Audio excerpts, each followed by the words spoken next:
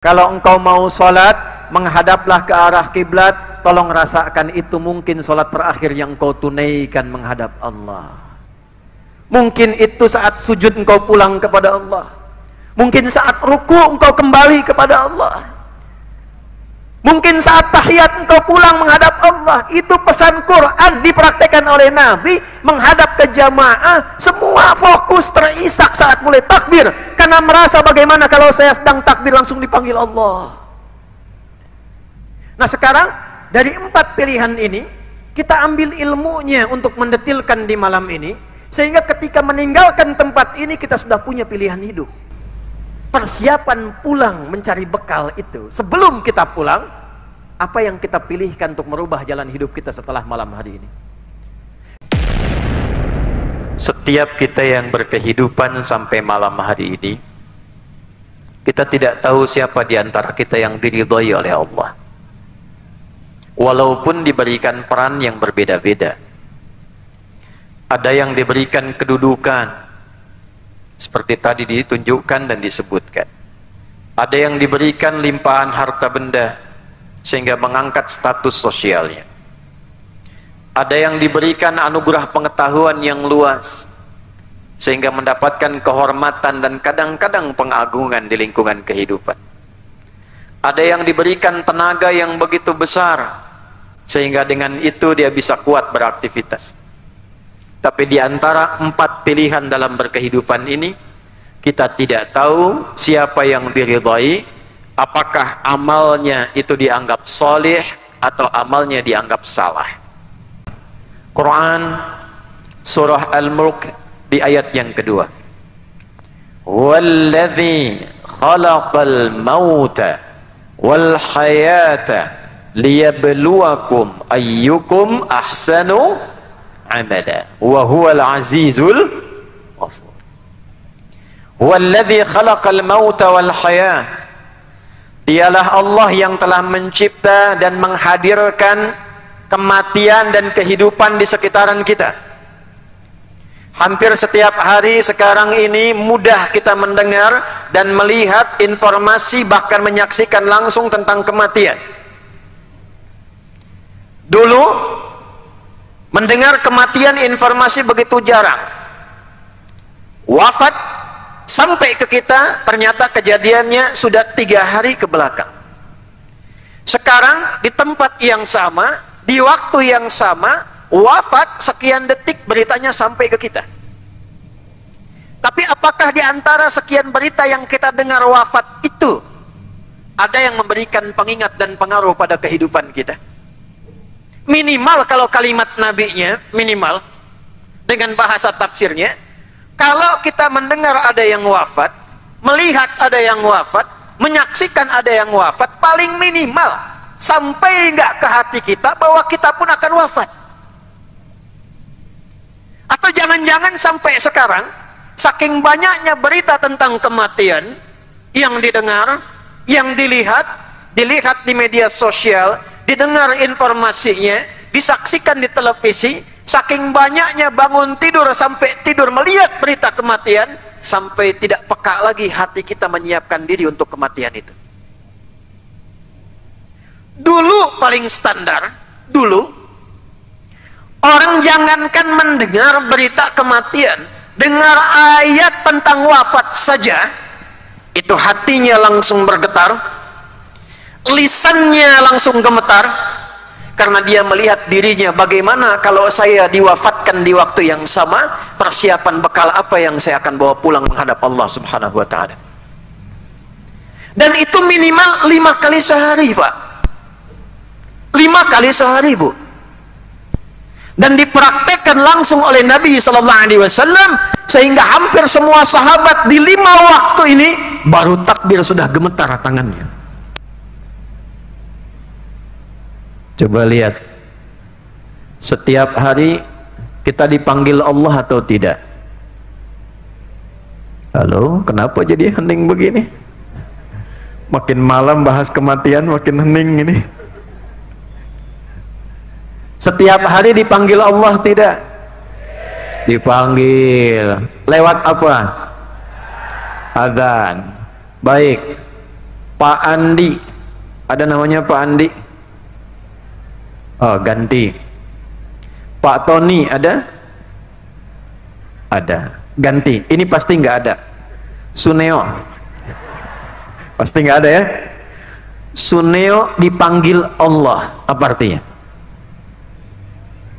Oh, nggak ada yang jawab tuh. Adi Hidayat dipanggil Allah. Diumumkan di pengeras suara telah dipanggil Allah Subhanahu wa ta'ala. Bapak Fulan bin Fulan, Ibu Fulanah bin Fulanah dipanggil Allah. Apa artinya? Kita tiap hari diingatkan lewat telinga kita, diperdengarkan di telinga. Telinga bahasa Arabnya udhun, jamaknya disebut dengan azan. Dipanggil lewat azan, Allahu Akbar, Allahu Akbar. Dinamakan azan karena lafaz ini satu-satunya lafaz di muka bumi yang akan terus didengar oleh manusia selama masih punya pendengaran. Dan lafaz ini tidak pernah berhenti 24 jam semuka bumi. Itulah sebabnya kenapa waktu sholat di muka bumi berbeda-beda. Dari Banjarbaru ke Banjarmasin beda sekian menit. Dari Banjarmasin balik ke Batu Licin beda sekian menit. Dari Kalimantan ke Sumatera beda waktu. Sumatera ke Jawa beda waktu. Dari Indonesia ke Malaysia berbeza. Dari Asia Tenggara ke Asia umumnya berbeda. Sampai ke Amerika, ke Eropa. Di antara hikmahnya untuk diperdengarkan lafaz adzan 24 jam tanpa henti. Di mana ada lafaz diperdengarkan 24 jam, mengisi seluruh lapisan kehidupan di bumi. Kalau ini karya manusia mustahil bisa diperdengarkan. Karya ini kalau karya manusia mustahil bisa tahan 24 jam. Sejak didengungkan 15 abad yang lalu sampai sekarang azan tidak pernah padam 24 jam. Tapi panggilan azan itu mengajak kita menunaikan sholat, menghadap Allah. Saat menghadap itulah perhatikan ayatnya berbunyi. Quran surah kedua Al-Baqarah di ayat ke-45 sampai 46. Wasta'inu bis-sabri was-salah wa innaha lakabiratun illa 'alal khashi'in. Dan jika kalian punya masalah dalam hidup, terima dulu, tangkap dulu dengan sabar, karena tidak ada orang hidup yang tidak punya masalah. Setiap orang hidup pasti punya persoalan. Masalah itu dikirimkan oleh Allah bukan ingin membuat kehidupan kita bermasalah, tapi ingin meningkatkan kualitas kehidupan kita. Ingat Quran surah 2 ayat 155. Wala nabluwannakum bisyai', dan aku berjanji, aku pastikan setiap orang yang hidup, kata Allah, aku akan berikan ujian dalam hidupnya untuk mengangkat kualitas hidupnya. Jadi mustahil ada orang yang hidup yang tidak diuji, itu mustahil. Mafhum mukhalafahnya, pengertian terbaliknya, kalau ada orang yang tidak ingin punya masalah, artinya tidak ingin hidup. Saya tanya ibu yang di sini nih, Bu, ingin punya masalah atau tak ingin punya masalah? Bilang ingin, takut nggak sanggup. Nggak ingin, takut nggak hidup. Ini rumusnya, terima dulu. Nanti Allah kirimkan masalah itu sesuai kebutuhan kita, sesuai doa kita. Jadi asal fikih di Qur'annya, masalah itu turun bukan ingin membebani kita, tapi Anda berdoa, dikirimkan jalan doanya lewat ujian itu. Anda sekolah, saya sekolah, ulun sekolah, ingin lulus dari SD ke SMP. Ulun doa, ya Allah ingin lulus, caranya bagaimana? Lewat ujian. SMP mau naik ke SMA, ya Allah ingin lancar lulus, ingin pintar, bagaimana cara Allah mengabulkan itu? Ikhtiarnya lewat ujian. Kalau tidak dijalani, masalah. Itu kemarin ada rapot diutak-atik kan jadi nggak lulus. Kenapa? Karena jembatannya tidak diikuti. Dan tidak mungkin Allah menitipkan masalah, ujian di luar batas kemampuan kita. La yukallifullahu nafsan illa usaha. Jadi kalau Anda malam hari ini punya masalah, seberat apapun, itu artinya hanya Anda yang dipercaya oleh Allah untuk bisa mengatasinya, dan itu sesuai dengan doa yang kita mohonkan kepada Allah. Jadi kalau ibu yang punya masalah, bukan saya, artinya hanya ibu yang sanggup menjalaninya. Dan maslahatnya kembali kepada ibu, bukan pada yang lain. Bagaimana supaya cepat menyelesaikannya? Wassalah, bawalah itu dalam sholat. Karena itulah dalam sholat kita katakan iyyaka na'budu wa iyyaka nas. Ya Allah, sekarang hamba ini sholat, sekarang hamba menghadap, dan kau katakan bawa masalahmu untuk minta pertolongan. Sekarang hamba hanya minta pertolongan kepadamu. Kenal Nabi Zakaria? Ayo bilang kenal, saya pulang. Saya pernah mengisi di Pekanbaru. Ada yang kenal Fir'aun, Pak? Saya tanya, kenal Fir'aun? Kenal. Saya langsung gemetar mau nutup itu. Nabi Zakaria, istrinya divonis, maaf, secara medis tidak mungkin punya keturunan. Divonis menofos dan mandul, secara klinis mustahil. Ternyata bagi Allah tidak ada yang mustahil. Dikabulkan doanya, Allah izinkan mengandung, melahirkan, bahkan diberi namanya langsung diberikan oleh Allah, Yahya. Kapan dikabulkan doanya? Saat sholat dan berdiri dalam sholatnya. Ali Imran ayat 39. Fanadathul malaikatu wa huwa qaimun yusalli fil mihrab. Sedang berdiri dalam sholatnya, doa kepada Allah, minta diberikan keturunan, dikabulkan doanya karena khusyuk sholatnya. Sekarang cara khusyuk bagaimana? Dan apa kaitan dengan pembuka tadi kita di awal? Di surat Al-Mulk tadi. Maka ayat ke-46-nya mengatakan rumus khusyuk. Sebetulnya tidak perlu pakai pelatihan. Kalau rumus Quran kita praktekkan, mempelajari yang Nabi tunjukkan, praktekkan seperti dicontohkan, dapat kita nilai khusyuknya. Alladzina yadhunnuna annahum mulaqu rabbihim. Orang khusyuk itu tanda pertamanya, kata Allah, dia mempersiapkan diri sebelum sholat karena dia merasa dan menguatkan pada hatinya akan menghadap dan berjumpa dengan Allah. Allahu Akbar, Allahu Akbar. Allah panggil saya. Anda diminta untuk datang menghadap pimpinan, direktur perusahaan, minta panggil besok. Saya tanya, siap-siap atau tidak? Pakai baju bagus atau biasa? Dipersiapkan kata-katanya atau tidak? Maka ciri orang khusyuk karena tahu akan berjumpa dengan Allah, menghadap Allah dalam sholat. Quran surah 7 ayat ke-31. Khudhu zinatakum inda kulli masjid. Dia kenakan pakaian terbaiknya. Dia wudhu dengan sempurna. Quran surah 5 ayat ke-6. Karena dia tahu akan menghadap Allah. Nah ini Anda ini bagaimana? Dipanggil manusia, persiapan jauh dari rupa. Bahkan ada pesta, sebulan sebelumnya sudah disiapkan. Pakaian, kelengkapan, ingin menghadap, datang. Yang belum tentu kita datang, keinginan kita dikabulkan. Allah panggil kita 5 kali sehari, berjanji mengabulkan doa, menghilangkan kesulitan, mengentaskan persoalan. Dari mulai bangun sampai kita tidur, tinggal menghadap, bilang dikabulkan. Tapi ketika datang penampilan begitu-gitu saja, pakai kaos, depannya Mbappe, belakangnya Messi, menangis saja. Kalah 1-0 tuh. Saya nggak nonton. Itu yang terjadi. Kalau sudah siap, datang menghadap ke arah kiblat, lihat poinnya. Wa annahum ilaihi raji'un. Dan dia menghadap ke arah kiblat lalu memantapkan kepada hatinya, annahum ilaihi raji'un. Saya tanya, kalau kita mendengar kalimat inna lillahi wa inna ilaihi raji'un, ilaihi raji'un, artinya apa? Artinya diterjemahkan oleh Nabi, sallu salatan muwadda'. Kalau engkau mau salat, menghadaplah ke arah kiblat. Tolong rasakan itu mungkin salat terakhir yang kau tunaikan menghadap Allah. Mungkin itu saat sujud engkau pulang kepada Allah. Mungkin saat ruku engkau kembali kepada Allah.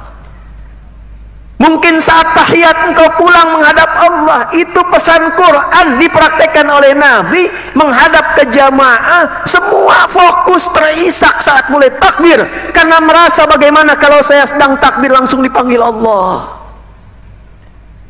Jadi khalaqal maut itu bagi orang Islam dulu 5 kali sehari sadar dia akan pulang. Karena sadar setiap hari minimal 5 waktu persiapan untuk pulang. Liyabluwakum ayyukum ahsanu amala. Subuh mau ke zuhur, pikirannya bukan sekedar dunia. Dunia hanya wasilah, tapi yang Allah titipkan kepada saya, kalau zuhur saya pulang, bekal apa yang saya bawa? Zuhur nunggu asar, kalau asar saya pulang, bekal apa yang saya bawa? Sahabat dulu begitu. Jadi ketika disebutkan kematian, bahkan dibawa dalam nilai salat, baru mulai bertakbir. Itu Abu Bakar As-Siddiq. Baru disebutkan takbir nama Allah, Allahu Akbar.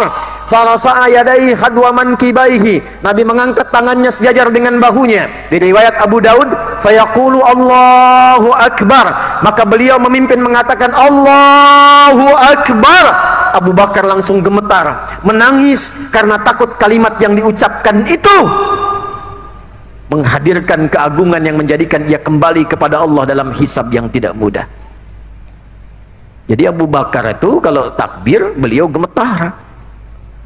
Ada di Banjarbaru pun besok subuh kayaknya sholat takbir gemetar pula nih. Tapi sadar, tahu makrifat tentang dirinya, dia akan pulang. Nah sekarang tiap hari diperdengarkan di telinga kita, baca kita berita, bahkan diulas, ini si fulan yang menyolatkan sekian, ini yang mengantarkan sekian, ini ahli sekian, yang ini ahli baca Al-Quran, yang ini ahli tahajud, yang ini suka mengajar, yang ini dermawan suka sedekah, ditampakkan di hadapan mata kita. Pertanyaannya, berapa informasi itu yang merubah diri kita menjadi lebih baik? Kalau tiap hari kita sholat, tiap hari diperdengarkan, tapi tidak merubah diri kita menjadi lebih baik, maka patut dipertanyakan apa yang masuk ke dalam diri kita sehingga menghijab nilai-nilai dan cahaya keimanan kita di hadapan Allah Subhanahu wa ta'ala. Ini saya ambil contoh begini. Ini kalau orang sudah mempersiapkan dengan baik, itu pasti pilihannya sempurna. Manusia itu hidup pilihannya cuma ada kurang lebih yang pokok 4. Ada berapa? 4. Ini nanti setelah ini silahkan pilih yang 4 ini mau pilih yang mana. 1, ilmu. Apa namanya? Ilmu. 2, kedudukan, jabatan. 3, harta benda. 4, tenaga. 1 apa? 2, 3, 4. Ilmunya diajarkan oleh Nabi, dipraktekkan oleh sahabat, dan pada umumnya kita akan lihat sahabat dibagi menjadi 4 bagian ini. Yuk kita lihat. Yang ilmu misalnya Sayyidina Ali bin Abi Thalib radhiyallahu ta'ala anhu. Beliau tidak dikenal dengan hartanya, tidak dikenal dengan kedudukannya, yang utamanya dikenal dengan ilmunya. Disusul sahabat Abu Hurairah radhiyallahu ta'ala anhu. Abu Hurairah tidak pernah dikenal secara umum menduduki satu jabatan, hartanya tak mampu mengalahkan Uthman, tenaganya tidak sekuat Bilal, tapi ilmunya walaupun 3 tahun bersama Nabi, itu meriwayatkan hadis paling banyak di antara para sahabat. Beliau memilih jalur hidupnya dengan ilmu pengetahuan. Yang dengan kedudukan, Umar bin Khattab radhiyallahu ta'ala anhu memilih jalur yang kedua ini, menyiapkan bekal ibadahnya, menyiapkan pembekalannya sebelum pulang, karena tahu yang ilmu sudah dipilih sahabat yang lain, beliau memilih mendekati Allah lewat kedudukan. 3, saya cepat dulu sebutkan lalu nanti kita detilkan. Sabar, kan kita sampai subuh nih. 3, harta. Uthman bin Affan radhiyallahu taala anhu, Abdurrahman bin Auf radhiyallahu taala anhu, Talha ridwanullahu alaihim jami'an. Tahu ilmu diambil Ali, diambil Abu Hurairah, kedudukan sudah ada Umar, maka yang ini memfokuskan bidangnya, walaupun sebagian diangkat jadi khalifah, tapi bidang utamanya dalam harta benda. Sehingga Anda tidak pernah mendengar kalau Nabi ada kalimat siapa yang mau berjihad dengan harta, maka mereka tampil lebih dulu dibandingkan yang lainnya. Bilal bin Rabah, tidak pernah viral bahwa Bilal itu crazy rich di zaman Nabi, tidak ada. Tidak pernah jadi khalifah, menolak jabatan sepeninggal Nabi ketika akan diangkat menjadi hakim agung. Tidak terkenal dengan pengetahuan ilmunya, tapi Bilal begitu cerdas membaca situasi. Uthman sudah dengan harta, Umar dengan kedudukan, Ali, Abu Hurairah sudah dengan ilmu. Peluang saya pada yang keempat dengan tenaga. Maka empat-empatnya ditekuni, dipilih yang keempat oleh Bilal. Kenapa pilihan ini jatuh? Kisahnya sederhana. Saat azan, Allahu Akbar, Allahu Akbar. Begitu selesai azan tuh Nabi komen. Kan rumusnya sederhana. Kalau Nabi komen, kita umatnya tinggal like and subscribe. Jadi tidak usah ikut komen lagi. Komen Nabi al-Qamakala, saya mendengar telapak kaki Bilal di surga. Bilal mendengar kalimat itu menyimpulkan, saya azan sudah mendapat jaminan lisan Nabi masuk surga. Kenapa saya harus pilih harta seperti Utsman? Kan tujuan saya pulang kembali ke Allah. Dunia cuma sementara, kembali untuk pulang. Nabi sudah jamin dengan lisannya, saya azan mengantarkan ke surga. Maka ditekunilah fikih tenaga digunakan untuk azan dan merawat masjid. Kalau Anda yang bertugas di masjid, apapun orang menyebutnya, mau marbot masjid, mau perawat masjid, itu istimewa kalau tahu fikihnya. Satu. Nah sekarang dari empat pilihan ini kita ambil ilmunya untuk mendetilkan di malam ini, sehingga ketika meninggalkan tempat ini kita sudah punya pilihan hidup. Persiapan pulang mencari bekal itu, sebelum kita pulang, apa yang kita pilihkan untuk merubah jalan hidup kita setelah malam hari ini? Karena di mana-mana kalimat pulang itu selalu memberikan kesan senang, Bu. Pak, ini saya ambil contoh. Kalau kita habis Ramadan, masuk Idul Fitri, pulang nggak? Mudik nggak? Dari Jakarta mudik ke Banjarbaru. Saya tanya, kalau mudik tuh senang tidak? Kalau pulang tuh senang tidak? Sepengetahuan kami, senang itu kalau ada bekalnya. Saya sering lihat orang mudik persiapan kereta habis, pesawat habis. Ada yang pulang ke Jawa dari Jakarta pakai motor, motornya bebek, bekalnya singa. Depannya kardus, belakangnya kardus, diapit anak dan istri. Di belakangnya diberikan daun pelepah dari pohon pisang. Di bawahnya kata tulisan, aku pulang sayang. Tapi hebatnya, karena dia merasa punya bekal, dia senang pulang. Dia telepon keluarganya, keluarga senang, keluarga siapkan. Rumah dicet, kue diada-adakan, siap menjemput di bandara, karena ada yang pulang siap membawa bekal. Ulun pernah tanya satu orang, kenapa Anda tak pulang? Tak ada bekal, Ustaz. Jadi umumnya kalau pulang itu senang. Pulang lihat orang tua, senang. Anak pulang setelah lama tak jumpa di pondok, senang. Anak sulung merantau ke luar negeri bertemu kembali, senang. Siapa yang haji kemarin? Siapa yang pulang haji kemarin? Tadi saya tanya nih, maaf ya, kalau sudah haji mau pulang senang tidak? Insya Allah yang belum haji disegerakan haji ya. Tidak cukup dengan amin, nabung dari sekarang. Jadi pulang itu senang, kembali itu senang. Di mana-mana fitrah kepulangan itu menghadirkan kesenangan. Sekarang saya tanya pada jamaah sekalian, kalau malam ini kita menghadap Allah, pulang kepada Allah, senang tidak? Mau bilang senang takut pulang, gak senang pulang juga. Kalau keluar kalimatnya tidak yakin, berarti kita yakin bahwa bekalnya kurang. Sebab kalau bekalnya itu sudah merasa cukup, tanya pulang. Saya dengan sahabat Ustadz Arifin Ilham, kami sahabatan, saya jenguk di rumah sakit sebelum meninggal.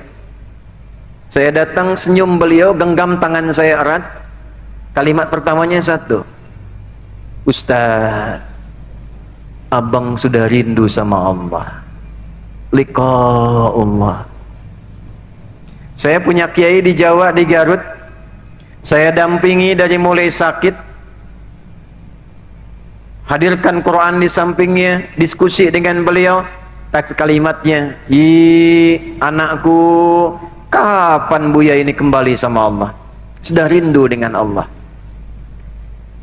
Jadi orang-orang yang sudah matang pilihannya, dia tahu jalan hidupnya, dia bukan hanya menunggu sekedar untuk pulang, tapi memang merindukan pada pencipta yang tidak pernah dia tatap dalam hidupnya.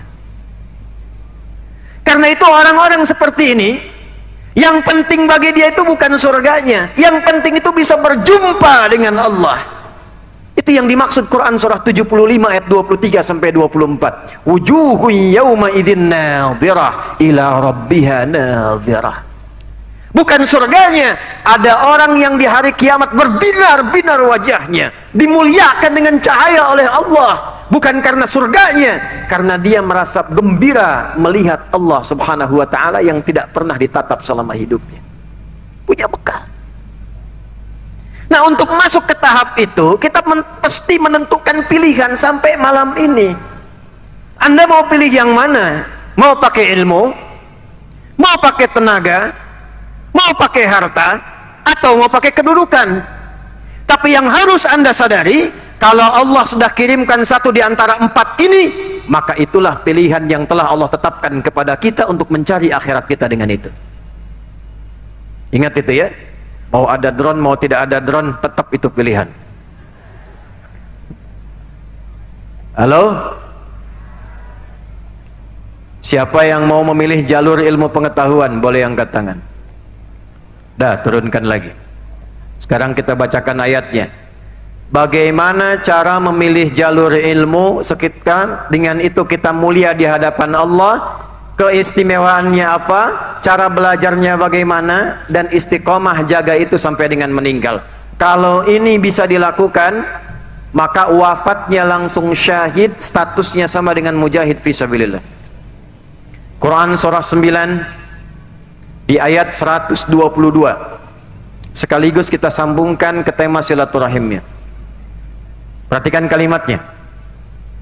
وَمَا كَانَ الْمُؤْمِنُونَ لِيَنْفِرُوا كَافَّةً فَلَوْلَا نَفَرَ مِنْ كُلِّ فِرْقَةٍ مِّنْهُمْ طَائِفَةٌ لِيَتَّفَقَّهُوا فِي الدِّينِ وَلِيُنْذِرُوا قَوْمَهُمْ إِذَا رَجَعُوا إِلَيْهِمْ لَعَلَّهُمْ يَحْذَرُونَ. Ulun mau cerita sedikit dulu tentang ayat ini. Jadi ayat ini turun saat perjuangan militer fisabilillah itu menjadi primadona pada saat itu. Sampai-sampai saking imannya itu tebal, kalau sudah ada panggilan fisabilillah, maka tidak ada tanya jawab lagi, langsung berangkat dalam kondisi apapun. Saya ambil contoh begini. Ini kisah nyata. Ada seorang suami sudah beraktivitas 3 bulan. Dia merantau pekerjaan, tak bertemu dengan istri dan keluarga. Sampai pulang ke rumah, bertemu dengan istri, sudah cium tangan, sudah mandi, sudah makan, sedang diskusi. Tiba lewat di samping rumahnya terdengar kalimat nada munadi lil jihad. Datanglah pemanggil jihad mengatakan, jahidu fi sabilillah, ayo siap-siap, ada peluang berjihad di jalan Allah. Maka tiba-tiba suaminya mengatakan pada istrinya, "Ma, panggilan Allah, panggilan Rasulullah telah tiba. Ayah pamit dulu." 3 bulan baru datang, ketemu istri, sudah mandi, sudah makan, baru ngobrol, ayo jihad. Ma, papa pamit dulu. Nih, Pak Dayat 3 bulan udah dinas di luar nih. Pulang ketemu sama Bu Lisa 3 bulan. Udah pulang, udah mandi, udah makan, lagi ngobrol. Contoh aja Pak, tiba-tiba datang panggilan, ayo ikut jihad. Kalau Pak Dayat dalam situasi itu, kira-kira ikut jihad atau dekat sama istri? Kalau ibu dalam situasi itu jadi istrinya, kira-kira diizinkan atau tidak? Tidak. Jadi nggak mudah. Tapi karena tarbiyahnya jalan, tahu rumah tangga itu hanya sekedar wasilah mengantarkan rahmat Allah untuk abadi di akhirat, dan itulah yang dilakukan di Gaza saat ini. Semua ibu-ibu itu merindukan anaknya, suaminya, pamannya, keluarganya, semuanya syuhada. Jadi paling bangga kalau ada keluarganya itu wafat dalam keadaan syahid. Paling bangga. Ada anak kita, anak muda pendongeng, kisah nyata, datang ke Palestina, ke Gaza untuk menghibur anak-anak, masa cukup lampau. Tapi kisah nyata. Beliau tanya ke anak-anak TK ini, siapa di antara kalian yang ingin menjadi presiden? Tidak ada yang angkat. Oh, sekarang mungkin banyak yang angkat. Tidak ada yang angkat. Siapa yang ingin jadi dokter? Yang perempuan 1-2 angkat tangan. Siapa yang ingin jadi pemain bola? Anak laki-laki 1-2 angkat tangan. Tapi ketika pertanyaan yang ketiga, siapa yang ingin selanjutnya? Siapa yang ingin menjadi mujahid fi sabilillah dan syuhada? Tidak ada yang angkat tangan. Semua berdiri tegap dan mengatakan dengan kencang, nahnu syuhada, nahnu syuhada, nahnu syuhada. Kamilah calon syuhada. Kami akan nyusul bapak kami akan nyusul paman kami akan nyusul om kami. Itu keluar kalimatnya secara tegas karena tahu dan punya persiapan bekal pulang.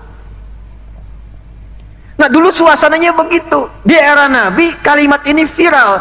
Maka ketika disebutkan panggilan, kalau kita masa-masa perjuangan, siapa yang mau berjuang? Semua keluar. Kiai Hashim bikin resolusi jihad sampai ke Kalimantan, semua bergerak, jaga, keluar demi negeri, niatkan ibadah, tinggi nilainya.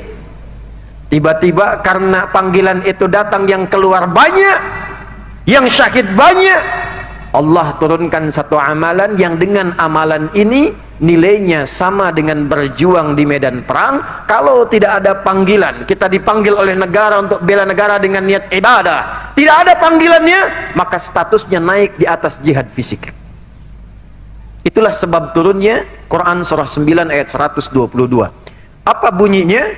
Wa ma kanal mu'minuna liyanfiru kaffah. Dan tidaklah orang beriman itu semua mesti pergi ke medan juang secara fisik. Falaula nafara min kulli firqatin minhum ta'ifah. Kalau ada yang ingin satu amalan yang nilainya sama dengan itu, keistimewaannya serupa, pahalanya sama, bahkan bisa melebihi, hendaklah ada di antara mereka memilih jalan yang ini, kata Allah. Apa jalannya? Lihat tafaqahu fid din. Pilihlah jalan jihad lewat pengetahuan. Pelajari ilmu. Jadi orang yang pintar. Jadi orang yang menguasai pengetahuan, kuasai teknologi zaman sekarang, kuasai beragam pengetahuan. Tapi niatkan apa? Lihat tafaqahu fid din. Diniatkan untuk ibadah kepada Allah Subhanahu wa taala. Menampilkan nilai keislaman, menjaga agama ini. Karena itu yang paling prioritas kalau bisa, pelajari ilmu agama, pelajari umum untuk menguatkan agama. Dulu orang kalau belajar, mereka bukan sekedar ahli tafsir, ahli hadis, tapi ada di antara mereka bahkan yang ahli di bidang kedokteran. Imam Syafi'i itu bidang kedokteran, Sayyidah Aisyah itu pakar di bidang kedokteran, ada Ibnu Rusyd, beliau itu pakar di bidang fikih perbandingan, tapi profesinya seorang dokter bedah. Dulu begitu. Waliyunziru qaumahum idza raja'u ilaihim. Kalau sudah pintar, sudah sukses, pulang kembali ke daerah masing-masing, bangun daerahnya. Itu jihad paling tinggi. Banjarbaru program, berikan beasiswa, silakan belajar. Yang ke Madinah, yang ke Mekah, yang ke Mesir, yang ke Tripoli, yang ke Tunisia, ada yang ke Jepang, ada yang ke Amerika. Dia belajar amanat dari daerahnya. Setelah sukses, pintar dia, riset apa kebutuhan di daerahnya, pulang dia ke Banjarbaru, bangun kampungnya, bangun desanya, makmur keadaannya. Itu jihad nilainya di hadapan Allah Subhanahu wa Ta'ala. Jadi jihad itu bukan sekedar fisik saja. Orang yang memilih jalur untuk belajar itu sama nilainya dengan mujahid fi sabilillah. Tapi apakah semua orang yang belajar masuk kategori ini? Tidak. Maka dari itu, orang tua yang anaknya di pondok, yang anaknya dititipkan belajar agama khususnya, coba perhatikan kaidah satu kalimat ini. Kalau tidak sesuai pondoknya dengan kalimat ini, evaluasi. Quran tidak mengatakan liyata'allamu fid-din. Quran tidak mengatakan liyadrusu fid-din. Kalau ingin belajar agama, kata Al-Quran, liyatafaqahu fid-din. Fikih. Apa artinya fikih? 1 juta. Serius ini. 3 juta. Waktu habis. Udah habis waktunya. Fikih artinya paham. Fikih artinya mengerti. Kalau menggunakan ta artinya sungguh-sungguh. Kalau sebelum akhirnya ada tasydid, artinya semangatnya mesti double karena tidak mudah mewujudkannya. Jadi kalau adinda ini ingin memilih jalur pengetahuan, pesan Al-Quran yang pertama, kalau belajar mesti sungguh-sungguh. Dua, usahakan belajar itu sampai paham. Jangan cuma datang ke kelas, kadang duduk paling belakang, tidak pernah nanya, selesai kemudian pulang, yang penting lulus ujian. Besok mau ujian, baru pinjam catatan teman. Ingat kata-kata saya ini ya, ingat ini. Orang Indonesia itu alhamdulillah, yakin ini baik-baik, dianugerahi oleh Allah kecerdasan yang sangat luar biasa. Saya di Tripoli diangkat jadi Aminul Khutabah, pemimpin para khatib dan imam yang ada di sana, distrik Sawani. Tiba-tiba satu saat mendapatkan aduan dari siswa Afrika. Ya Syekh, Indonesia muskilah katanya. Syekh, orang Indonesia ini bingung saya. Mau bika, saya bilang, kenapa? Ini saya mau ujian 2 minggu lalu. Saya menghafal 2 pekan persiapan ujian. Besok mau ujian, si fulan Indonesia pinjam catatan saya. Begitu keluar hasil ujian, saya 7,5, dia 8. Saya bilang, belum tahu kamu sistem SKS. Sistem kebut, kadang-kadang 1 jam. Itu saking luar biasanya. Lidah orang Indonesia, dipakai bahasa apapun itu cepat menyesuaikan. Orang India, sampai kiamat kurang 2 hari, asli India, bilang bahasa Inggris, ketahuan Indianya. Orang Cina, asli Cina, belajar bahasa Arab, ketahuan Cinanya. Orang Banjarbaru datang ke Mekah belajar, ngisi di radio, Assalamualaikum wal ahbabul mustami'inul kiram. Kalau nggak kelihatan wajahnya, orang mengiranya orang Taif, ternyata Banjarbaru. Orang mengiranya Arab, ternyata Kalimantan Selatan.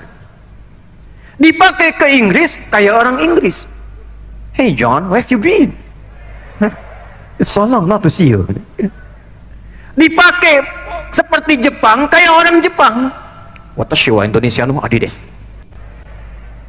Dipakai bahasa Perancis, kayak orang Perancis. Comment ça va, Sophie?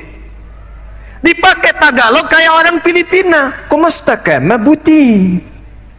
Pakai bahasa apapun lidahnya lunak karena sukunya begitu banyak, pulaunya banyak, interaksinya banyak, lidahnya sering terlatih berkomunikasi sehingga ringan dipakai menggunakan bahasa apapun.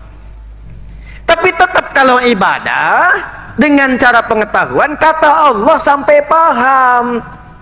Jadi jangan sampai ada anak Banjarbaru datang belajar di kampus misalnya Lamba Mangkurat, duduk ngambil paling belakang, tidak pernah tanya, hanya untuk ujian, dapat ijazah, itu belum masuk kategori jihad fi sabilillah dengan ilmu. Maka Nabi sampaikan Al-Arba'in nomor hadis yang kedua, dikutip dari hadis Muslim nomor hadis yang ke-8. Perhatikan caranya. Bainama nahdun julusun 'inda Rasulillah sallallahu alaihi wasallam, kata Ibnu Umar, kata Umar bin Khattab radhiyallahu taala anhu, saat kami duduk-duduk santai dengan Rasulullah sallallahu alaihi wasallam, tiba-tiba datang penuntut ilmu. Ittala alaina rajulun syadidu bayadus thiyabi syadidu sawadi sya'ri la yura alaihi atharus safari wa la ya'rifu minna ahadun, fajalasa ila an-nabi sallallahu alaihi wasallam fawada'a kaffayhi ala fakhidhayhi wa rukbatayhi ila rukbatayhi faqala ya Muhammadun akhbirni 'anil Islam. Datang seorang pelajar, bajunya bagus bersih, rambutnya tersisir rapi, nggak kelihatan mampir-mampir dengan keringatnya, fokus datang di saf pertama, lututnya hampir mendekat Nabi, telapak tangannya dipegangkan di pahanya, langsung fokus di depan Nabi, dia bertanya tentang ajaran-ajaran agamanya. Nah, itulah jihad dengan ilmu. Ambil saf paling depan. Saf depan mau ngantuk ditahan-tahan, mau bikin status malu, dan sudah pasti terperhatikan. Kalau mic-nya mati pasti kedengaran depan. Nah, dulu belajarnya begitu, makanya semuanya jadi. Ibnu Sina, Al-Kindi, Al-Farabi, Al-Ghazali, Al-Khawarizmi, Al-Battani, jadi semua. Kenapa? Karena rumus Qur'annya dipakai. Masuk kelas belum paham, pastikan keluar sudah paham. Jangan keluar ruangan belum paham. Nah, ini masalah kita sekarang ada di pemahaman. Bahkan banyak orang menunaikan ibadah tidak paham apa yang dikerjakan dalam ibadahnya.